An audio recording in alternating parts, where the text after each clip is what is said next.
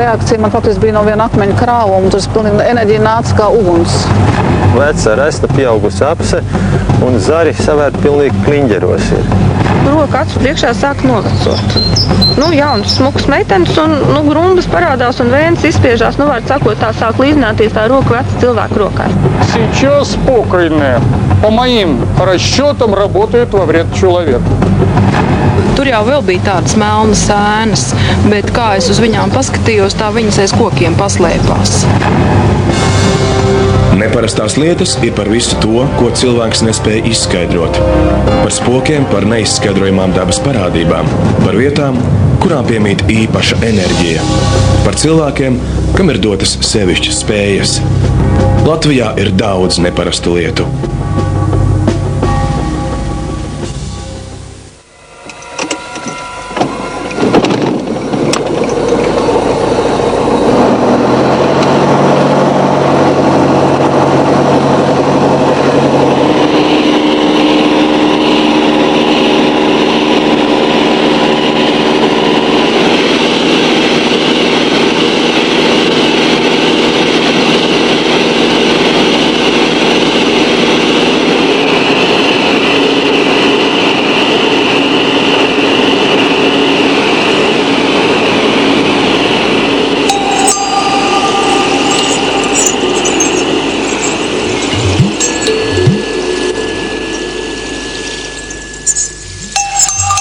Šis mežs nepavisam neatgādina vietu, kur cilvēki kādreiz aruši zemi, ganījuši lopus un veikuši maģiskus rituālus.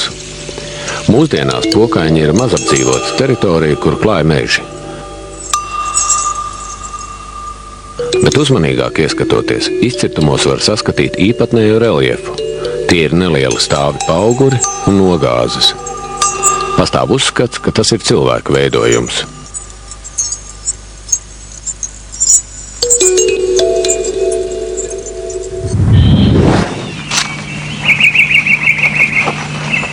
Mežā ik uz soļu var uzdurties regulāras formas akmeņu krāvumiem. Vēsture par šo vietu klusē. Vēl nesen te bija tikai aizaudzis mežs. Tagad daudz Pokaiņus uzskata par svētvietu, kur var izārstēt nedziedināmas slimības. Jūtīgāki cilvēki te ir redzējuši un dzirdējuši atbalstus no seniem un baisiem notikumiem. Skeptiķi domā, ka ir noticis vai nu pārpratums, vai arī kāds apzināti radījis mītu par šīs vietas īpašo nozīmi.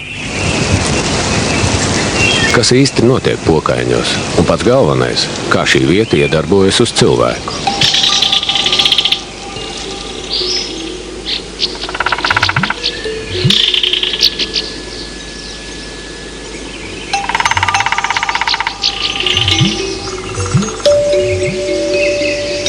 Viens no lielākajiem Pokaiņu entuziastiem ir tagad jau nelaiķis Ivars Vīks. Tieši viņam var savā ziņā pateikties par šīs vietas jaunatklāšanu. Nojaut, ka šajā vietā varētu būt sena svētvieta, viņam radās pētot citas senčiem nozīmīgas vietas Latvijā. Kurzemes svētvietas sistēmā, zīmējot tās ģeometriskās sakarības un matemātiskās sakarības, nācās konstatēt, ka šeit kaut kur ap īli jābūt mezgla punktam, lielam mezgla punktam. 1992. gadā kopā ar draugiem šeit atbraucām un konstatējām, ka šī vieta patiešām šeit ir akmeņu krāvuma, ļoti spēcīgs starojums, kas atbilst senai svētvietai, un no 1992. gada pavasara sākās ilga rūpīga Pokaiņu izpēte. Ziņa par to, ka Pokaiņos kādreiz bijusi senču svētvieta, izplatījās zibeniem. Uz Pokaiņiem devās daudzi entuziasti, lai iztīrītu aizaugušo mežu un atsaktu daudz vietu apslēptos akmeņu krāvumus. Viņi atceras, ka tautas laikā vienmēr bez izņēmuma bijuši labvēlīgi laika apstākļi. Atbrauc uz šejien, ja arī tas vietas bija, visbiežāk viņš mitējās, un neret uzspīdēja saulīt. Var to skaitīt par sagadīšanos, bet paši šie talcinieki to kā jau pieņēma kā patiesību. Braucam, strādāsim, saulīt jau būs. Talcinieku vidū bija arī Rasma Rozīta. Jau pirmo reizi ierodoties Pokaiņos, viņa sapratusi, ka tā ir īpaša vieta. Tajā reizē Pokaiņā mani runāja. Enerģētiski, emocionāli, un es izjūtu to grandiozo milzīgo pagātni, kāda tur ir bijusi, tas milzu tempļus, to svētumu, kas vēl tagad arī eksistē. Un tas pirmā reakcija man faktiski bija no viena akmeņa krāvuma, tur pilnīgi enerģija nāca kā uguns. Neparastie redzējumi sekojuši viens pēc otra, īpaši tajā laikā, kad notika lielākie pokaiņu sakopšanas darbi. Mēs tur pacēlām, attīrījām vienu tādu, kā mēs viņu saucām pa vāku, sarkanu akmens tādu plakanu, kā vāku.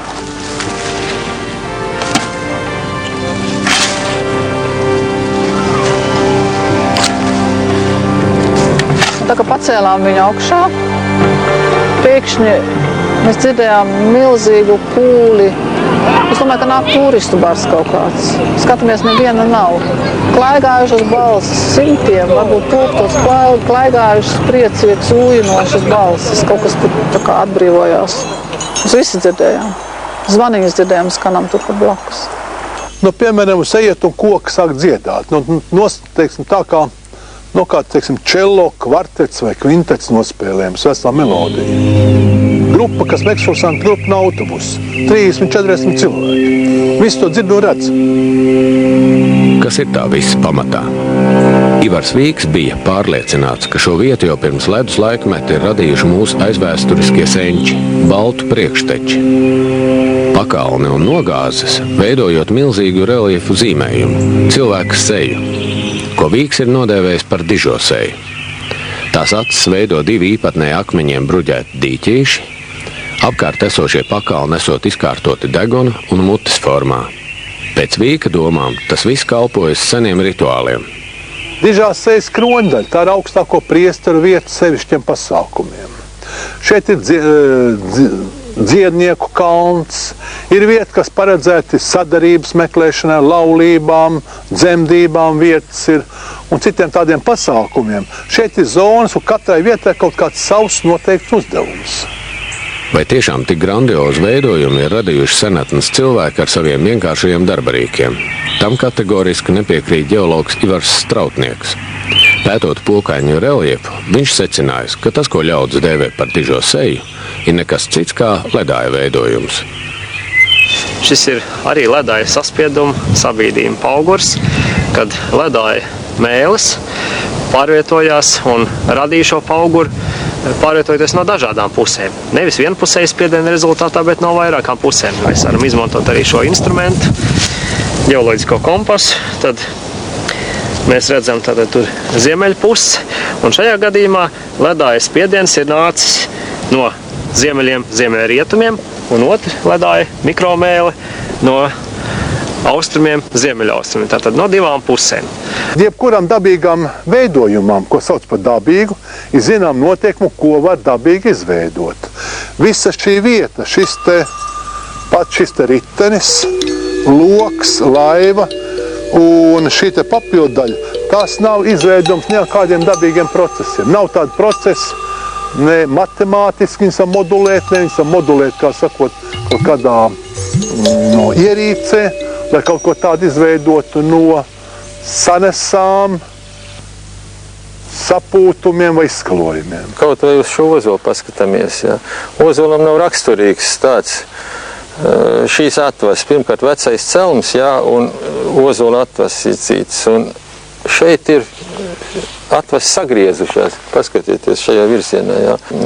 Nezinu, kādām jābūt spēkam, enerģijām kaut kādām, tomēr kas viņus sagriež, savērp vienu stumbriņu ap otru. Ja mēs paskatīsimies, redzēsim apsi tādu pašu veca, resna, pieaugusi apse, un zari savērt pilnīgi kliņģeros ir.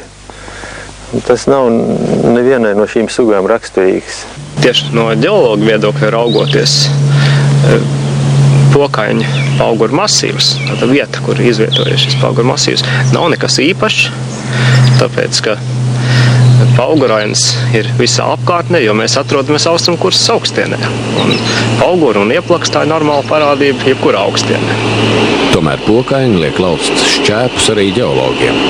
Citu teoriju, ka savā ziņā izskaidro arī pokaiņu pārdabiskās parādības.